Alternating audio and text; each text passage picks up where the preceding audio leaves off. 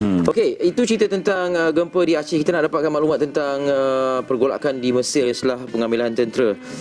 Dan sekadar berkongsi dengan anda, telah pun diberikan kata dua oleh pihak tentera untuk kerajaan Morsi menyelesaikan ataupun mengendalikan keadaan atau ketegangan di sana.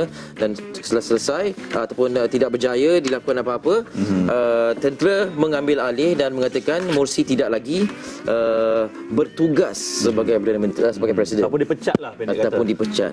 Dan kalau ikut fakta, sejak hari Ahad lalu bermulanya pergolakan ini, menyaksikan sebanyak 39 orang telah pun terbunuh.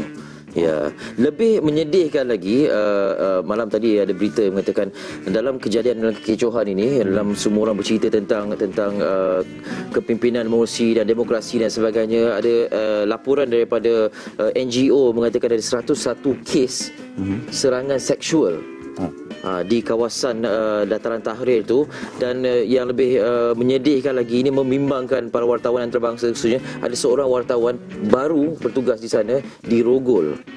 Ya, dan ialah terbabit dalam serangan seksual di sana. Jadi itu antara perkara-perkara yang kita lihat kecil, tapi bila dalam keadaan kekecohan yang dikatakan dalam keadaan begitu, polis pun tak ada dan sebagainya, macam-macam perkara boleh. Anda tengok saja visual ini, betapa sukarnya berhadapan dengan situasi ini berhari-hari. Ini tahun pertama selepas Morsi dilantik secara demokrasi.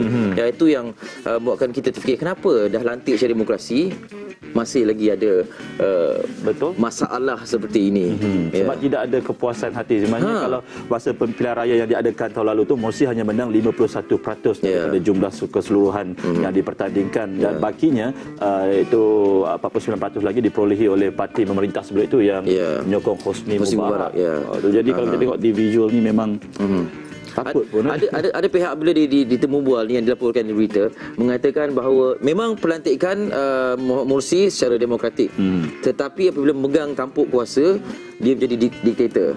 Itu yang mereka tak suka. Maknanya kalau amalan demokrasi dilakukan ketika proses pilihan raya, semasa pemerintahan juga perlu demokrasi juga. Bukan lepas tu